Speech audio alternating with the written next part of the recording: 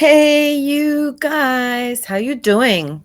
I'm a little bit late. Let me tell you, this it's very difficult. They keep changing things, lots of things happening technologically, directions, new bridges going up. Anyway, what I wanted to talk about, welcome to What's New Wednesday. This is Alison Solar, your kitchen and bath designer, mentor, teacher, professional.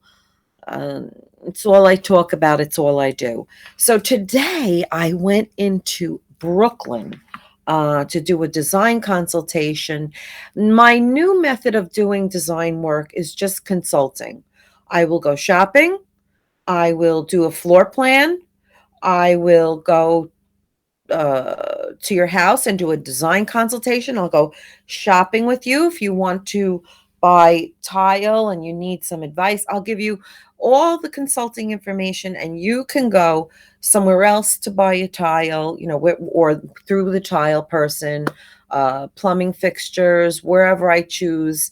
I don't necessarily need a kickback or a commission from the companies that I work with because I'm going to make my hourly rate.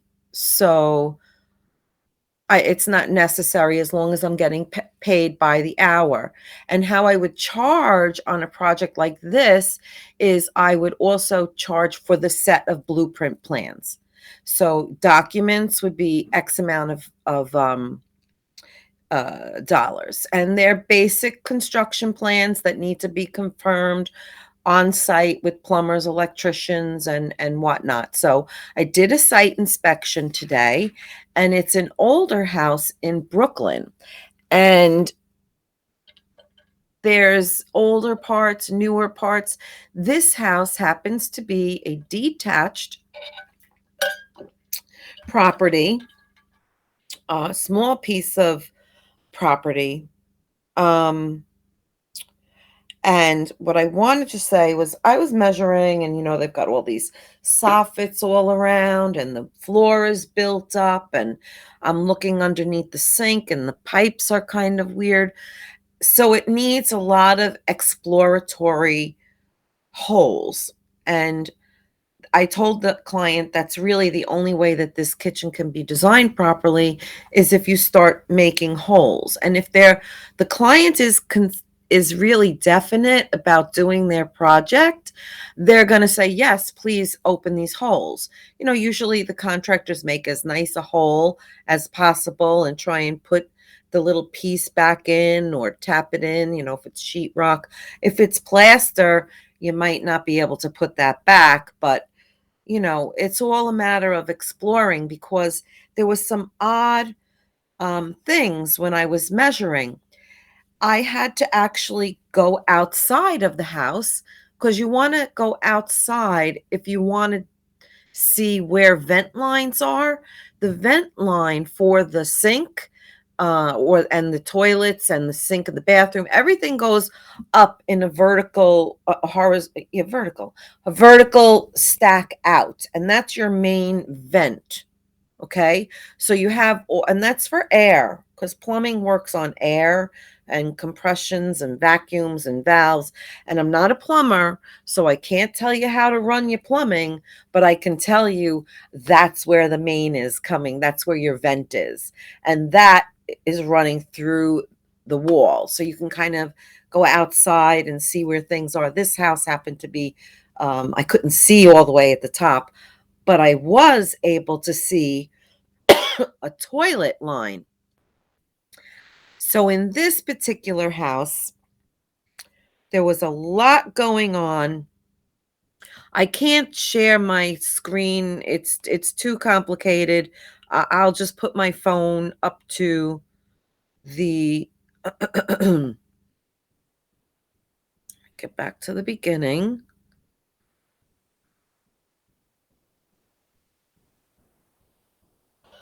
We're running on a low battery mode because I was in Brooklyn taking pictures. So here's our beginning. So they had a old stove. Check out that range. Let's see if you can. Yes, see the range? So that's their old, it's 40 inches, and the stove part is too small, and one this other side is nothing but storage. So it's a lot of wasted space. Then they just have things like way up high. Okay, so all her things are up high. Her Corningware, all of her her glasses. She has hardly any storage, and she's got these blind corners that go way into the corner here. The corner here. So they all go back like that. And that's on and she's got a lot of spices. So here I took a picture of what's inside her cabinets. So look at all of her spices she needs. And this is and she's got one whole cabinet full of dishes. So I took the pictures. Her countertop backsplash is low. Okay, so this measurement from here to here is 14 inches, where it should be 18 inches. So you can see, and she's got these blind corner cabinets in here. And then on the other side, right opposite the wall is, let's see if I can get that not to glare. There we go. The window, there's a tall window here with a radiator underneath it, and that's the door into the basement. And she has a long table against that wall. So here's where the refrigerator is, because here's the refrigerator. And then here's the basement, and there's the door into the dining room. So these are big old plaster walls. He's got a collection of magnets on the side of his refrigerator that he likes. He enjoys having his calendar there. This is his meal plan underneath there. This is all their keys. So whatever I do, I've got to reincorporate some kind of an area for her calendar and his recipe cards. And then they added on this bathroom. There's a bump out in the back of the house, and it's a bathroom. And this is the wall butting up to the other side of the kitchen is on this side, and that's the bathroom.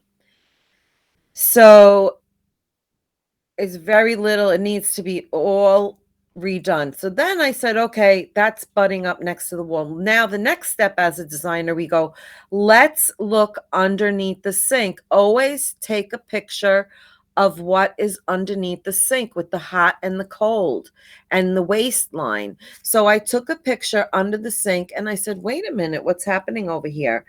If I take a larger picture, you can see that this is actually a 2-inch cap on a waistline.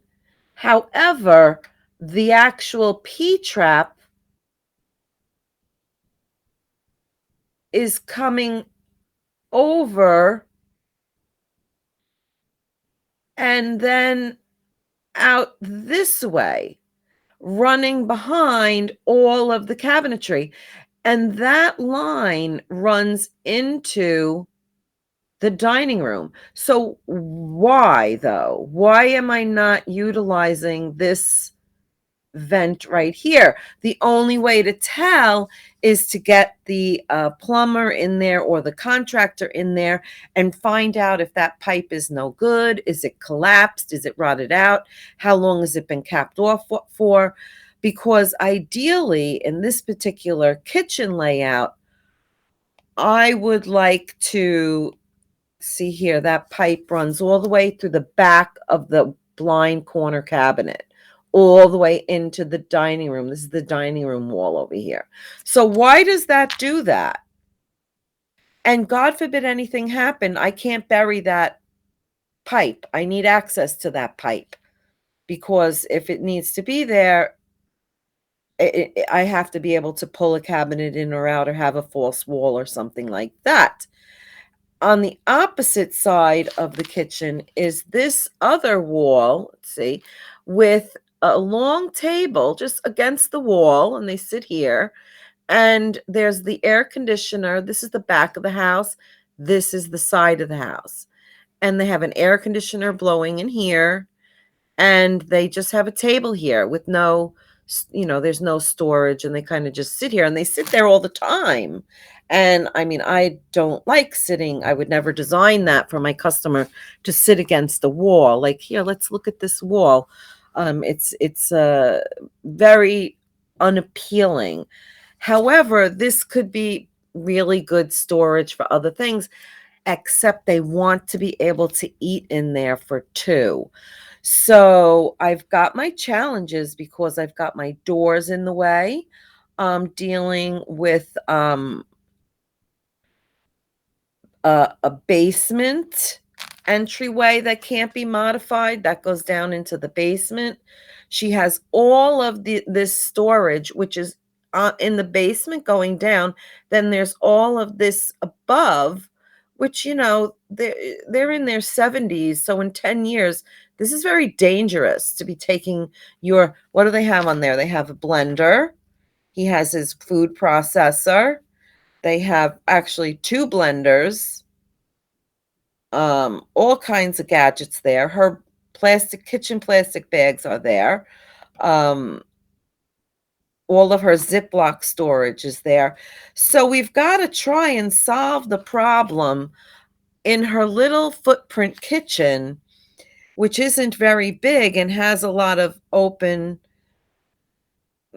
kind of like a lot of doorways. So what I did, I do my measuring, and I tell people, some people think they need to, I don't know if you want to have your laser measure or how you want to measure, but I measure with my tape measure because there's a lot of things in the way in the kitchen.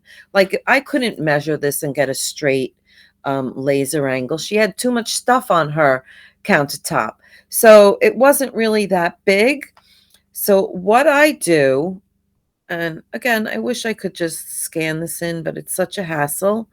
And, I'll probably put this in like a post saying, "Look at what I'm doing." Um, you can't even really. So I grab a piece of paper, and here I had just my 8.5 by 11 paper. Oh, it's all, you can't even really see it. Let's see, can you do it that way? And I draw my space out, and it's a rectangle, and I indicate on there like that's the window opening. This, and I do it very rough. I mean, my measurements and my lines and everything is like pretty sketchy, but I can read it, and it's what I need overall. So on site, it doesn't have to be so great, but I got my openings, I got my overalls. I don't measure cabinetry because, first of all, her cabinets are not standard depth. There was a lot of toe kick built up around the edges. So I told her in this particular case, I can design, because there's certain things that are gimme. Like, I can't change the entrance to the back. I can't change the entrance to the dining room. I can't change the entrance into the basement. I can't modify where the chimney is. I can't do a lot. What I did discover, though, because I was like, wait a minute, what's happening over here? And did I take a good picture of it? Probably not, because I have it in my head. I measured it. This this wall by the range. Okay, so we have this range. Right behind this range is the bathroom. Right behind it. They built an extension. Put my finger that way. They built the extension so it's right behind this stove. Look, I could do it. I could do it. So the whole wall is a bathroom, a shower, tub shower, and a little tiny sink and a little tiny toilet. So on the side of this stove, there's like a gap right behind the stove, and this wall has a 9-inch bump out of 9 inches. So I am guessing from the way that I'm looking at the construction of the house that to get the toilet into this other bathroom, they ran that toilet line either from top to bottom or somehow so that behind This wall is the waistline for the bathroom, but I'm not sure, right? It's only speculation because I can't see. And why is there a bump for 9 inches for and they built out that whole wall? So I told the contractor and I told the client, listen, we need to find out, you need to make some holes. You need to put things here. You need to, and we looked somewhere else and it looked like there was a gas line in another location. So this is why you don't measure cabinetry and you measure walls. I'm not going to be doing her exact footprint because I don't like two blind corners and she's changing her stove and maybe we can move things around. I'm not so sure. The only way to know is to get the contractor there. So I had a conversation with the contractor and I said, listen, I need to know what's in those soffits. I need to know, check out what's going on behind that stove and in that sink area. And let's investigate so that I can plan accordingly. I can design accordingly. I can, do what I need to do to make this work for the customer in my design. Because if you have 9 inches and I can get rid of nine, I can gain, like, that's a lot. 9 inches is a lot, people, a lot. So this is gonna be a big gut because in Brooklyn, these houses, and I guess I don't know how it was in other states, but maybe Chicago, but in Brooklyn, those houses are built like they don't build those houses like this anymore. They're actually like concrete walls, with the wire lath, with the concrete, with the batting behind it. I mean, to bring those all the way back down to the original exterior studs, you're probably going to gain 2 inches on one side and 2 inches on another, and that's 4 inches. So in this particular case, we are going to end up doing how I would approach this project is, listen, I can do the layout because I already think of things I want to move and I need to find out. I'm not putting back that countertop to sit at and stare at a wall. I goes against my better judgment. So I have to figure out another way to make this work for this customer and make a better blueprint for the kitchen and give her more storage because she has no storage for anything in there. There's no drawers. It's a very awkward space. So I have to work with the floor plan, find out. So it'll be in stages. So my first design consultation, I charged $250 an hour with a 2-hour minimum. I probably should have tacked on a little bit more because this is in Brooklyn, but it was a friend of mine's referral. So, you give, you get, whatever. So I'm going to put it into my computer. And now that I have my rough, I should have actually gotten, well, my pad is upstairs, whatever. It's bigger. I'll put it into the computer based on the information that I have and anticipating we can move things. I'm not really sure. So with that in mind, I'm going to do a preliminary. I'm not going to go crazy with details and this is a base this and a base that. I'm going to block it out. So I'll block it out and show you guys what I come up with as far as my floor plan goes based on their requirements. And this is an older couple that cook for holidays and for for people in the holidays a couple times a year. They have 5 grandchildren, so a couple of children and spouses. So the holidays are a couple times a year. They have Seder, so those dinners need to be accounted for. And other than that, it's a husband and a wife, and they're cooking daily and making their own food on a daily basis. So he has his recipe card. So I have to give him, he likes his recipe cards. Okay, we like recipe cards. He's got his recipe cards. So how do I incorporate what they like and how they live to a much more organized space, which really they have nothing for organized. And I can see, look at all their spices they have. He likes to cook with spices. So imagine if I can get a really cool spice rack in there for them. It'll be really, and I told them, I told the client, um, Mr. and Mrs. S, I'll say, they, I said, this is good like this. And I can kind of say, like, well, maybe this and that. But how I design is I need that on floor plan. I need a floor plan. I need to put it down. I need to see it, draw it to scale. And because I can, doing it so long, I can draw freehand in scale for the most part.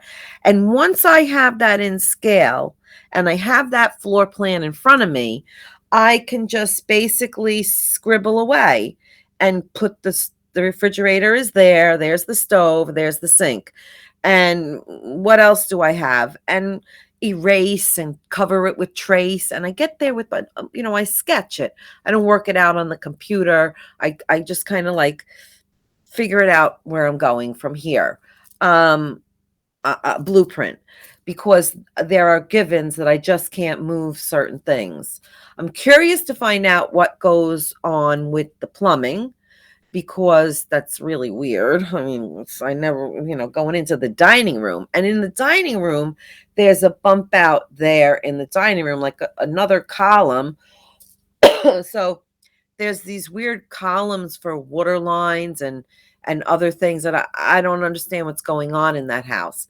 So 100 years ago was completely different pipes and construction and who knows what. Interesting, their basement, the ceilings are only 72 inches. So the that's really called a cellar because the ceiling is so low. Um, and it's interesting to see these old cellars and basements because they are so short, and they used to use it like a lot of times just for cold storage because it was cold and damp, and you'd have in, maybe some fruit, where your old storage was always in the basement, in because it's cool, cold, damp space, right? Like your potatoes, your cabbages, you can whatever you wanted to keep, kept it in that space. But now we don't really have that kind of way of living, and those basements are a little bit harder to work in, but they can have some old boulders in the walls, and you go down into where the construction started. It's interesting. But nowadays, what I'm seeing in my neighborhood is that they are taking the basements and making them really high, tall basement ceilings. So everything now is up higher, and it's a habitable 8-foot ceilings, egress windows in the cellar basement area. So they're making, because here in New York on Long Island we do have basements. Certain areas in the country you don't have basements, but here we do. So they're really utilizing the basement as additional living space here, in Long Island. I see that as a housing trend going on. But that was what I'm doing for this What's New Wednesday, going and seeing what's going on. And it's interesting to find out, they have a contractor that they really love, and that's fantastic. I don't want to get involved with construction anymore. I don't want to get involved with talking, working with I mean, I can consult, but they're not my people, my plumbers, so it's just an easier way for me to not have to get involved with ordering sinks, ordering faucets, ordering countertops, ordering hardware. I just consult.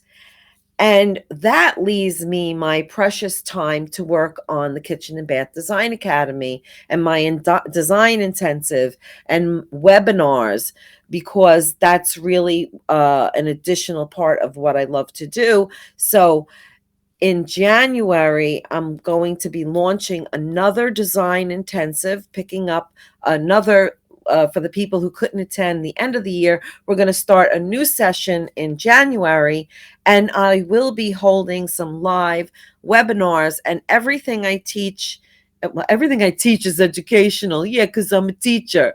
So it's all educational. It's educational. It's maybe it might be about one particular product, like a dive deep into one particular item from one particular company, not necessarily like their whole line, but maybe like a wall hung toilet. Let's really get into how do we hang it? How do you use it? What's required? What are the parts?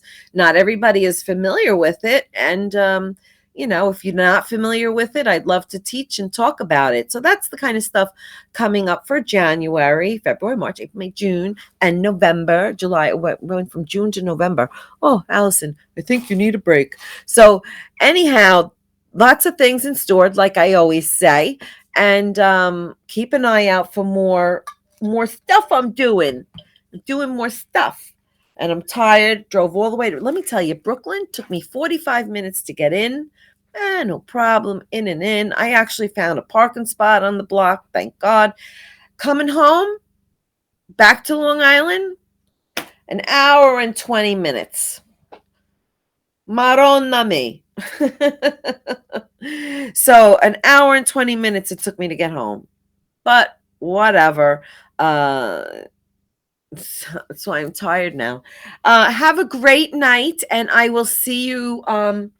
Next week is going to be the 15th. No way. No. Yeah, it's December 15th coming up. So that is going to be lesson 3 in my design intensive.